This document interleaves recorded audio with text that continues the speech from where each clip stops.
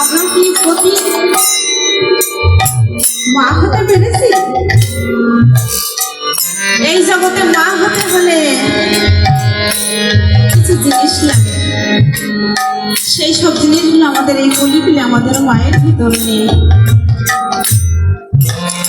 আমরা শুধু আমাদের সন্তানদের জন্ম দিয়েছি বটে, কিন্তু মানুষ করতে পেরেছি।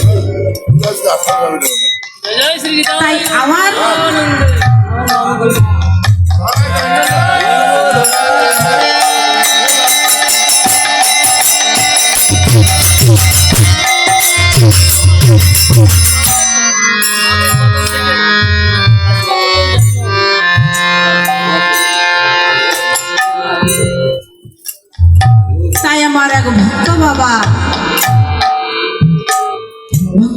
কৃষ্ণ বাবা আমার পরীক্ষা নিল। যখন পরীক্ষা নিচ্ছে তার মন্দিরে বসে বসে ভাবছে যে তুই তো আমাকে অনেক ভালোবাসিস, দেখি কেমন ভালোবাসিস, আজ আমি তোকে পরীক্ষা করবো। তাই প্রত্যেক দিনের ন্যায় যেমন সেবা দিয়ে শয়ন দিয়ে আমার গোবিন্দকে রেখে আমার সেই বাবাটি যখন তার নিজের শয়ন কক্ষে যায়, তখন সে আর কিছুই বলতে পারে না, নিয়ে নিজের মতো নিজে ঘুমিয়ে থাকে। তখন পাশে আমাদের মাঝে অনেক তো ঘুমিয়ে থাকলে অনেক সময় আমরা জেগে উঠি। তখন সেই বাবা জেগে উঠে পাশে তাকিয়ে দেখে যে আমার পাশে ছোট্ট একটি বালক শুয়ে আছে, 12-13 বছরের বালক শুয়ে আছে। তখন ছমকে উঠলো, বললো কে তুই বাবা, কে শুয়ে আছিস? তখন দেখে তার সেই যখন তার মন্দিরের যে গোবিন্দকে যেমন করে সাজিয়ে রেখেছে, যেমন করে তার চরণের উপর করিয়েছে, সেই সব বসন নিয়ে এসে তার পাশে শুয়ে আছে।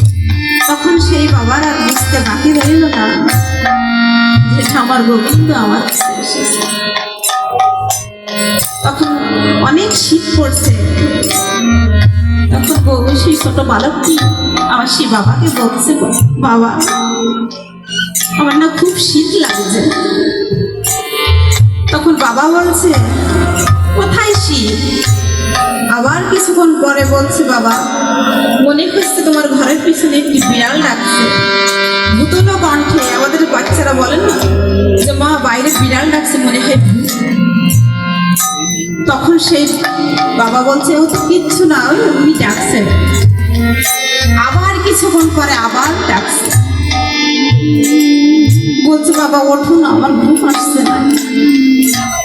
আর শ্রীকৃষ্ণকে তখন পরীক্ষায় নিয়েছে, আবার তাকে ঘুমিয়ে দিয়ে হাত খুলিয়ে দিচ্ছে আর বলছে বাবা ঘুমো।